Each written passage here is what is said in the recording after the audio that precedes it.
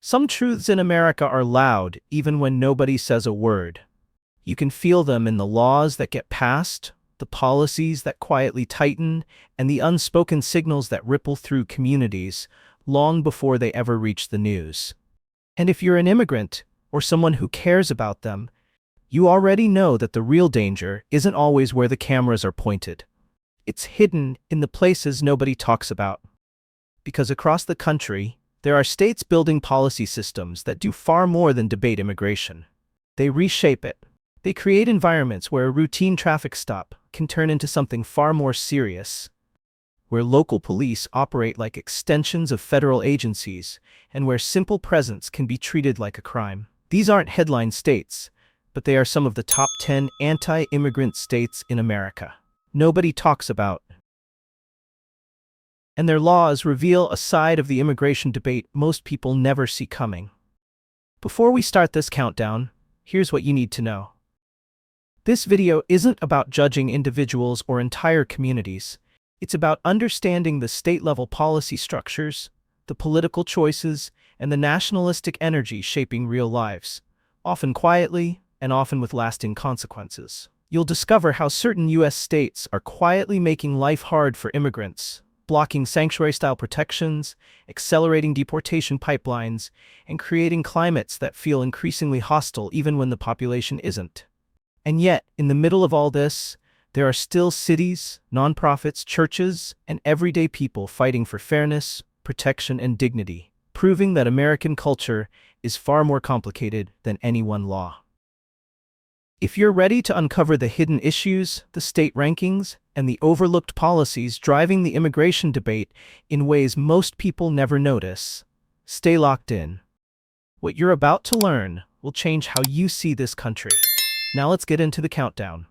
Number 10. South Carolina. If you've never heard South Carolina mentioned in national immigration debates, don't worry. That's exactly how the state likes it.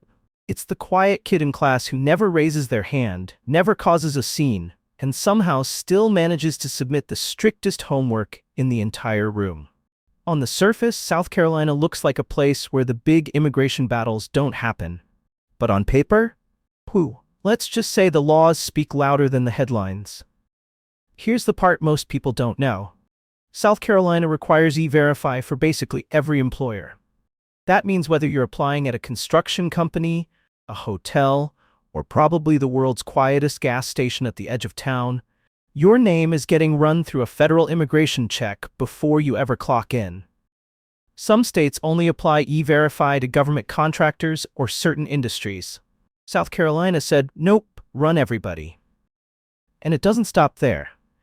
The state also has anti-sanctuary policies on the books, which is a fancy way of saying local police don't get to choose how much they cooperate with ICE. Cities can't create safe reporting zones, can't limit ICE calls, and definitely can't lean into the whole community trust thing that immigrant-friendly cities talk about. The message is simple. State law first, ICE second, but actually both at the same time. According to the Immigrant Legal Resource Center, South Carolina sits firmly in the category of states that mandate local involvement in federal immigration enforcement. In other words, if federal agents sneeze, local agencies are legally expected to hand them the tissues.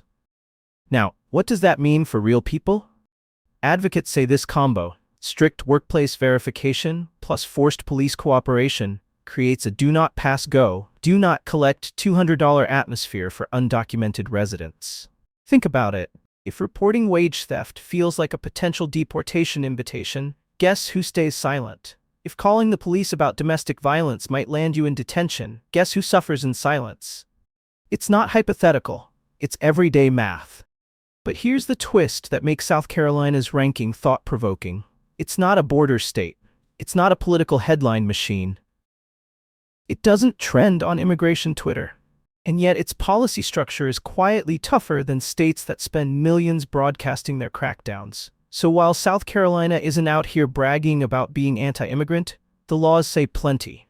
And trust me, if you're looking at the climate immigrants face across different U.S. states, skipping South Carolina would be like skipping the fine print on a contract. Technically optional, but very unwise. Number 9. Kansas. Kansas is one of those states that rarely pops up in immigration debates. It's not on the border, it's not trending on cable news, and nobody is making fiery speeches about it on the Senate floor. But don't let the low profile fool you. Kansas is the policy version of that person who doesn't talk much, but somehow manages to enforce every rule in the handbook with Olympic-level precision. According to the Immigrant Legal Resource Center, Kansas is one of the states that requires local agencies to participate in immigration enforcement. Not encourages, not politely suggests, but requires. In practical terms, that means if ICE is the federal immigration quarterback, Kansas has legally assigned local police to be the offensive line. And trust me, they're blocking. Kansas also has anti-sanctuary laws that make sure cities and counties can't decide to take a softer approach. So even if a town wants to prioritize community trust or keep immigration enforcement separate from routine policing so people feel safe reporting crimes, the state steps in and says, nope, not on our watch. Basically, Kansas preemptively shuts down any attempt to create a local policy that isn't perfectly aligned with federal deportation machinery. Now, here's the irony. Kansas needs immigrant labor. Agriculture, meatpacking, manufacturing, service industries all rely heavily on immigrant workers, many of whom are undocumented or mixed-status families. Yet the legal environment is designed in a way that makes daily life feel like walking through a hallway lined with motion detectors. Think about what that means on the ground. Need to report wage theft? Might lead to an immigration check? Want to call the police about a threat or violent incident? Could trigger a detention hold. Get pulled over with a broken taillight? Well, let's just say Kansas law doesn't really believe in just a broken taillight. Advocates often describe the state system with one unsettling summary. In Kansas, local police function like an extension of immigration enforcement. Not by accident, not by scattered decisions, but by legal design. The result is what you'd expect. Many undocumented residents avoid interacting with local authorities entirely, even when they're victims of crimes or workplace exploitation. And when people feel they can't safely seek help, the entire community becomes less safe. Immigrant or not. Kansas may not shout about immigration issues, but its laws speak loudly. And what they say places it squarely among the toughest environments for immigrants in the country, even though nobody ever thinks to look there. Number 8. Idaho. Idaho is one of those places people picture as peaceful, scenic, and mostly known for potatoes, pine trees, and quiet mountain towns, not immigration crackdowns. But surprise, while nobody was paying attention, Idaho has been quietly building one of the tougher anti-immigrant policy structures in the entire country. It's the classic, don't judge a book by its pastoral landscape situation. Even though Idaho doesn't have a large foreign-born population, the state has been moving aggressively when it comes to immigration enforcement. According to the Immigrant Legal Resource Center, Idaho is firmly in the category of states that mandate local cooperation with ICE, meaning cities and counties don't get to choose a more protective or community-focused approach. No trust policies, no local discretion. No, let's try to reduce fear so people actually report crimes. Idaho said, let's keep it simple. Everyone cooperates, period. This is part of the broader wave of anti-sanctuary and enforcement-heavy laws spreading through several conservative states. The kind civil rights groups argue blur the line between local policing and federal immigration control. In other words, when a local police officer in Idaho pulls someone over, the question becomes, is this a local matter, or is this the unofficial opening act for ICE? And the answer depends a lot on the paperwork. Because Idaho's immigrant population is smaller, the state doesn't make national immigration headlines the way Texas or Florida do. There are no fiery press conferences, no combative cable news moments, and no viral border clips. But that's exactly what makes Idaho's spot on this list interesting. The legal structure is just as strict, if not stricter in some areas, than states that openly advertise their enforcement agenda. Policy maps from immigrant advocacy groups consistently color Idaho on the harmful to immigrants end of the spectrum. And they do this for good reason. The state has spent years aligning itself with the toughest enforcement practices in the country. Quietly, consistently, and without the spectacle. What does that look like on the ground? It means undocumented residents often feel the same fear and hesitation you'd find in much larger enforcement-heavy states. It means local police may be viewed with suspicion, not because of who they are, but because state law has tied them tightly to federal immigration powers. And it means everyday decisions, reporting a crime, seeking help, calling for assistance, come with the mental calculation of, will this trigger something bigger? Idaho might not be famous for its immigration stance, but on policy alone, it absolutely belongs on this list. Number 7. Missouri. Missouri is one of those states that looks like it minds its own business, right up until you read the fine print. Then suddenly you realize Missouri has been quietly building a legal environment that could give some of the headline-grabbing states a run for their money. It's the stealth mode of immigration enforcement. No flashy speeches, no dramatic press conferences, just firm, unwavering policy. According to the Immigrant Legal Resource Center, Missouri is a state where local law enforcement is required to participate in immigration enforcement. Not encouraged, not permitted. Required.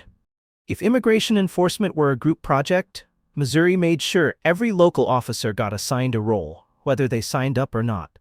And in case any city or county thought about creating a softer, more trust-building approach, Missouri shut that door too. The state is part of a cluster of jurisdictions that have preempted sanctuary policies, meaning cities are legally prohibited from limiting cooperation with ICE, even if their residents overwhelmingly support it. It's the legislative version of saying, "We heard you," and the answer is still no. That has real consequences on the ground. For immigrants in Missouri, it often means local officers are more willing to hold people for ICE. A minor issue that would be a fix-and-go situation elsewhere can become hours or days of detention, waiting for federal pickup. Community trust in police goes down. It's hard to build relationships when people aren't sure whether the officer in front of them is there to help with a crime or start an immigration case. A routine traffic stop can escalate quickly. Broken taillight, missed signal. Missouri's laws make it more likely that the encounter won't end with just a warning. And here's the key insight. Missouri doesn't advertise any of this. It's not out here branding itself as the face of tough immigration policy. But legally, it has built a system that funnels people from local jails directly into the deportation pipeline, quietly, efficiently, and with far less public debate than you'd expect. That's why Missouri stands out. It blends everyday, law and order, politics with a deeply integrated immigration enforcement structure. No border needed. No spotlight required. Missouri may not top the national conversation, but in terms of how state laws operate, it absolutely earns its place in this countdown. Number 6. Arkansas. Arkansas is one of those states that doesn't just participate in immigration enforcement, it overachieves. If immigration enforcement were a group project, Arkansas would be the kid who not only volunteers to do all the work, but also hides the extra credit from everyone else. It's not loud about it, not theatrical, but very, very clear about the direction it's chosen. According to the Immigrant Legal Resource Center, Arkansas is firmly in the category of states that mandate participation in immigration enforcement at both the state and local levels.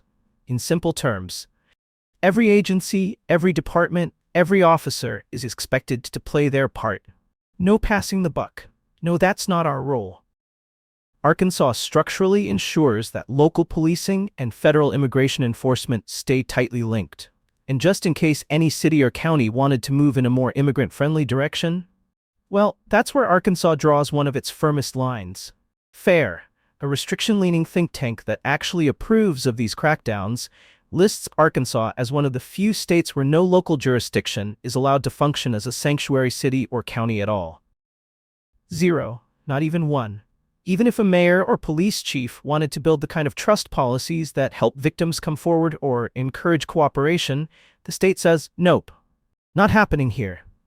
It's not that the people of Arkansas are uniformly anti-immigrant, far from it. There are communities, churches, advocacy groups, and everyday residents who work hard to support immigrant families. But legally, their hands are tied. Arkansas's statewide policies leave very little room for local leaders to adopt strategies that might make undocumented residents feel safer reporting crimes accessing services, or simply living their daily lives without fear that a minor issue could escalate into something much bigger. And here's the twist. Arkansas isn't a border state. It's not flooded with national media attention. It doesn't have the fiery, headline-grabbing rhetoric of some of the more famous states in this debate.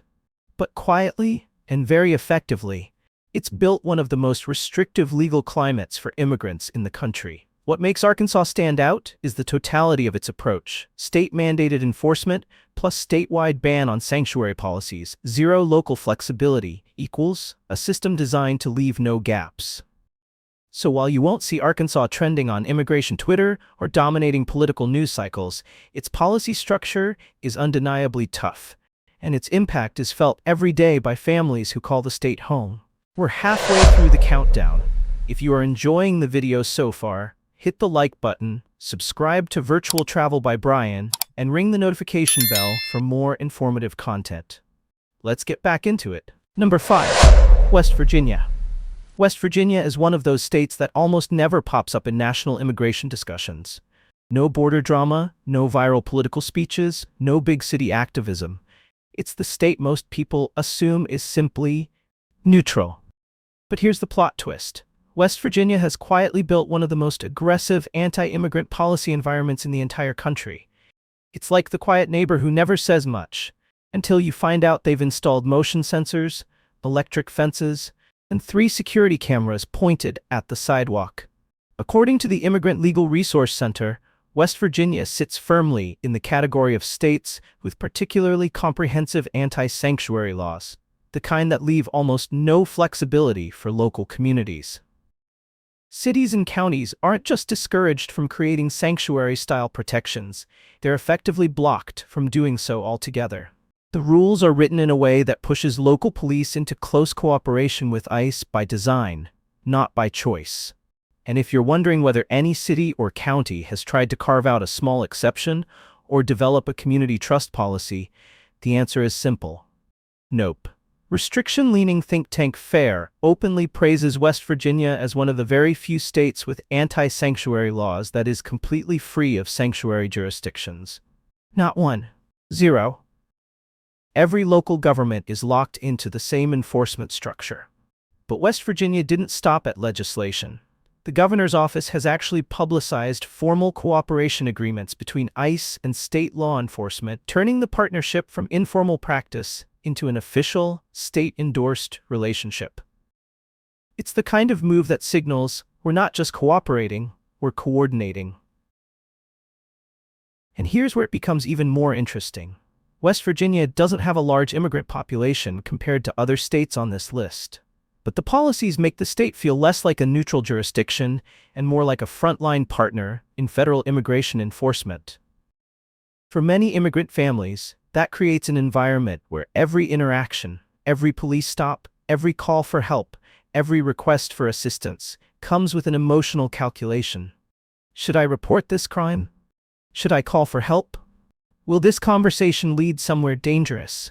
Even if the local officers themselves aren't hostile, the state-mandated structure shapes how immigrants experience daily life. West Virginia may not trend on social media or dominate immigration headlines, but its enforcement landscape is surprisingly tough, more than many people ever realize. And that's exactly why it lands at number 5 on this list. Number 4. Oklahoma. Oklahoma didn't just dip a toe into the immigration debate, it cannonballed straight in. If most states on this list focus on cooperating with ICE or limiting sanctuary policies, Oklahoma said, "Cute, watch this," and created an entirely new state-level immigration crime. Yes, you read that right, a state immigration crime. That's a level of enthusiasm usually reserved for states with borders or national spotlights. But Oklahoma clearly wanted to make a statement. The centerpiece of this push is House Bill 4156, which introduced a brand new felony called impermissible occupation. The name alone sounds like it belongs in a dystopian sci-fi movie, but the law is very real. It targets undocumented immigrants already covered under federal illegal entry and re-entry laws, but Oklahoma added its own twist: penalties of up to 5 years in prison and a fine. That's a bold move, considering immigration law is supposed to be a federal domain. But Oklahoma didn't stop there. HB 4156 also allows state and local police to arrest individuals suspected of unlawful presence, a power normally reserved for federal authorities. And after someone serves their sentence, the state can order them to leave Oklahoma within 72 hours. As if the state is saying, "Thanks for visiting prison, now pack up and hit the road." Now, here's where the legal fireworks started. A federal judge temporarily blocked the law, ruling that Oklahoma likely overstepped its authority by intruding on federal immigration power. Federal courts tend to get a little touchy when states try to write their own immigration codes. It's kind of like someone trying to rewrite the rules of Monopoly while the game is still in progress. But even though the law is currently paused, the message it sent was loud and unmistakable. HB 4156 told immigrant communities, documented or not, that Oklahoma is prepared to treat simple presence in the state as a criminal act. For undocumented residents, the psychological impact alone is huge. The fear doesn't go away just because a judge pressed the pause button. And here's the kicker. Oklahoma isn't a border state. It doesn't have the migrant influx of Texas or Arizona, but it has the political will to be just as aggressive, if not more. The passage of HB 4156, the overwhelming support behind it, and the state's willingness to push the boundaries of federal authority all combine to create one of the most chilling legal landscapes in the country. Oklahoma has made it clear. It's not just cooperating with federal immigration enforcement. It wants a piece of the action. Number 3. Iowa. Iowa has always had a calm, corn-fed, nothing-to-see-here reputation. Caucuses, farmland-friendly towns, that's the brand. Immigration crackdowns? Not exactly what comes to mind. But recently, Iowa decided to reinvent itself as a testing ground for state-level deportation laws, and the shift has been dramatic. In 2024, lawmakers passed Senate File 2340, a bill that essentially tried to create Iowa's own version of federal immigration crimes. The law introduced a new offense called illegal reentry, modeled almost word for word after a Texas statute. Yes, a Midwestern state best known for presidential candidates eating pork chops on sticks, decided it too wanted a hand in enforcing federal immigration policy. Under SF 2340, Iowa gave local and state officers the authority to arrest individuals who had been previously denied admission to the U.S. or deported. But it went even further. Officers could initiate state removal orders, requiring people to leave the entire United States or face additional penalties. That's right, not leave Iowa, not relocate to another state. The law tried to give Iowa the power to say, "You're out of the whole country." Naturally, this raised a few eyebrows in federal court. A federal appeals panel stepped in and blocked the law, ruling that it likely conflicts with federal immigration authority. The judges didn't mince words either. They noted that Iowa wasn't just trying to regulate local presence, but aiming to force people out of the country. Something states don't have the authority to do. Immigration law belongs to the federal government, and courts tend to step in quickly when states start freelancing. But here's the part that sticks. Even though the law is blocked, its impact is already real. Advocates say the fear in immigrant communities has surged. Iowa doesn't have the protections some other states offer. No statewide driver's licenses for undocumented residents. No tuition access. No strong sanctuary networks. When a state without those safety nets passes a bill threatening arrest and deportation power, even temporarily, people take notice. Reports from community groups say undocumented residents are avoiding police interaction, skipping public services, and even reconsidering whether they should stay in the state at all. The legal process might move slowly, but fear moves fast. Iowa didn't become a border state overnight, but it did become a symbol of how far states are willing to go when it comes to immigration enforcement. The message was loud, bold, and unmistakable. We're ready to enforce immigration law ourselves. Blocked or not, SF 2340 changed the landscape. And that's why Iowa earns the number 3 spot on this countdown. Number 2. Tennessee. Tennessee didn't wake up one morning and decide to be tough on immigration. It decided to be historically tough. If most states on this list tighten immigration enforcement, Tennessee took a deep breath, rolled up its sleeves, and asked, what if we made it illegal to even think about softening enforcement? And then, it sort of did. Let's start with the basics. Tennessee already had a strong anti-sanctuary law on the books, the kind that prohibits local governments from limiting cooperation with federal immigration authorities. That alone puts it in the strict category. But Tennessee looked at that and said, not enough. So in 2025, lawmakers passed a new law that took things to a level rarely seen in the United States. It became a felony, yes, a felony, for any locally elected official to vote for a sanctuary-style policy. Penalty? Up to 6 years in prison, plus fines, plus automatic removal from office. Imagine being a mayor, city council member, or sheriff, and knowing that casting the wrong vote, even symbolically, could land you in the same criminal category as serious offenders. It's not just policy enforcement, it's political shock therapy. But Tennessee wasn't finished.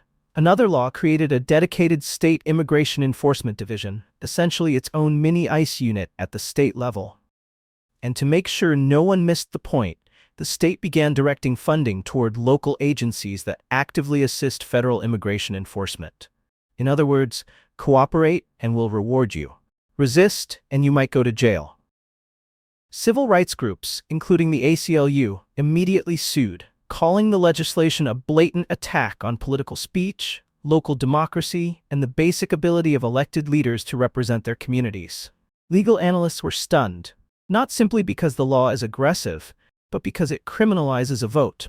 Not an act, not an ordinance, a vote. But while the lawsuits work their way through the courts, the message to local governments is unmissable. Any attempt, even a symbolic one, to shield immigrants from ICE could get you prosecuted. And that has consequences far beyond politics. Local leaders who might have pushed for community trust initiatives, silenced. Police chiefs who want better relationships with immigrant neighborhoods, blocked.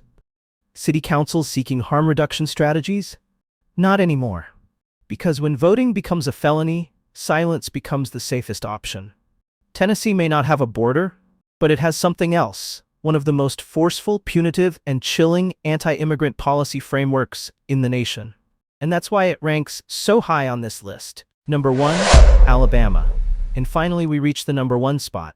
A place that has held its reputation so firmly that even other tough states look over and say, okay, but at least we're not Alabama. When it comes to immigration enforcement, Alabama isn't new to this conversation. It's the seasoned veteran, the pioneer, the state that was going hard long before most others even drafted a bill. Back in 2011, Alabama passed HB 56, one of the most sweeping anti-immigrant laws in modern U.S. history. Parts of it were so extreme, they were compared to self-deportation strategies from the mid-20th century. Some sections were later struck down in court, but the impact, the fear, the message, the reputation, never fully disappeared. The legacy lingers like a warning label. Fast forward to today, and Alabama hasn't softened, not even a little. Its policies still place it at the top of every major enforcement-heavy list. For starters, Alabama requires E-Verify for all employers, and it backs that requirement with serious penalties. Not slap-on-the-wrist penalties, the kind that make business owners triple-check hiring documents because one mistake could put their livelihood at risk. That alone would put Alabama high on this list. But then you add the rest. The state also has broad anti-sanctuary laws, the kind that don't just discourage local governments from adopting protective policies, but outright ban them. According to the Immigrant Legal Resource Center, Alabama forces local agencies to cooperate with ICE and leaves cities with zero room to build community trust policies or establish more humane approaches. If a local leader wants to explore alternatives, well, too bad. State law shuts the door before the conversation even begins. And if you look at the ILRC's national map of state immigration laws, Alabama stands out in bold color.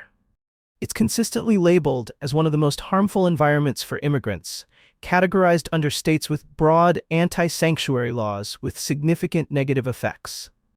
That puts Alabama in the same bucket as the most aggressive enforcement states in the entire country. And it's been sitting comfortably in that bucket for more than a decade. The effect? For many immigrant families, Alabama doesn't feel like a neutral state.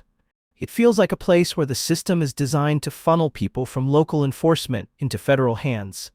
A state where a traffic stop, a workplace audit, or even basic interactions with authorities can carry outsized consequences. Yet at the same time, you'll find churches, community groups, and activists working tirelessly to support immigrant residents, often in quiet defiance of the state's rigid framework. They're the reminder that even the toughest policies don't define every person or every community. But as far as the law goes, Alabama is exactly where this countdown ends, at the top. Decade after decade, the state has consistently written, defended, and maintained some of the harshest immigration policies in America. And that's why Alabama takes the #1 spot.